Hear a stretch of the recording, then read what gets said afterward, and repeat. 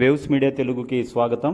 అన్నమయ్య జిల్లా మదనపల్లి ఏపీలో కూటమి ప్రభుత్వం అధికారంలోకి వచ్చిన వెంటనే ముఖ్యమంత్రి నారా చంద్రబాబు నాయుడు 16,347 ఉపాధ్యాయుల పోస్టులకు మెగా డిఎస్సి 2025 ఫైలుపై సంతకం చేసి పరీక్షలను విజయవంతంగా నిర్వహించి ఎంపికైన వారికి గురువారం నియామక పత్రాలను డిఎస్సి ఉత్సవ కార్యక్రమంలో అందజేయడం ఒక సరికొత్త అధ్యాయమని టీడీపీ రాజంపేట పార్లమెంటరీ అధికార ప్రతినిధి ఆర్జే వెంకటేష్ అన్నారు.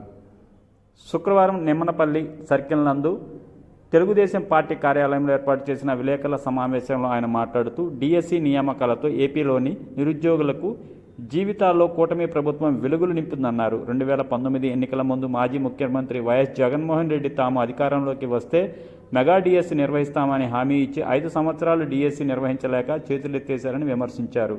ఆయన కేవలం సచివాలయం వాలంటీర్ ఉద్యోగాలకు నియమించి చేతులు దులుపుకున్నారన్నారు. అందులోనూ వారికి అనుకూలమైన వారికి పోస్టులు ఇచ్చారని విమర్శించారు.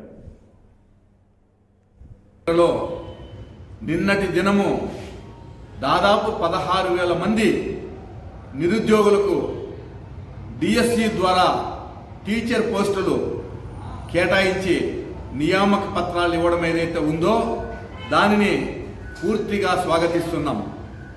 గతంలో వైఎస్ జగన్మోహన్ రెడ్డి అధికారం రావడం కొరకు మెగా డిఎస్సి ఏర్పాటు చేస్తాము, 30,000 మందికి టీచర్ పోస్టులు ఇస్తాము అని చెప్పి 5 సంవత్సరాలు అధికారంలో ఉండి ఒక్క టీచర్ పోస్టు కూడా ఇవ్వకుండా చతికిలు పడిపోయినటువంటి సందర్భంలో మా ఉప ముఖ్యమంత్రి పవన్ కళ్యాణ్ గారు మెగా డిఎస్సి విఫలమైనందువలన కూటమి ప్రభుత్వం అధికారంలోకి వస్తే తొలి సంతకం డిఎస్సి మీద పెడతాము అని చెప్పినందువల్ల తొలి సంతకం చంద్రబాబు నాయుడు గారు డిఎస్సి మీద పెట్టి నిన్నటి దినము పారదర్శకంగా ఎక్కడ ఎటువంటి అవినీతికి చోటు లేకుండా 16,000 మందికి దాదాపుగా ఈరోజు నియామక పత్రాలు ఇచ్చారు.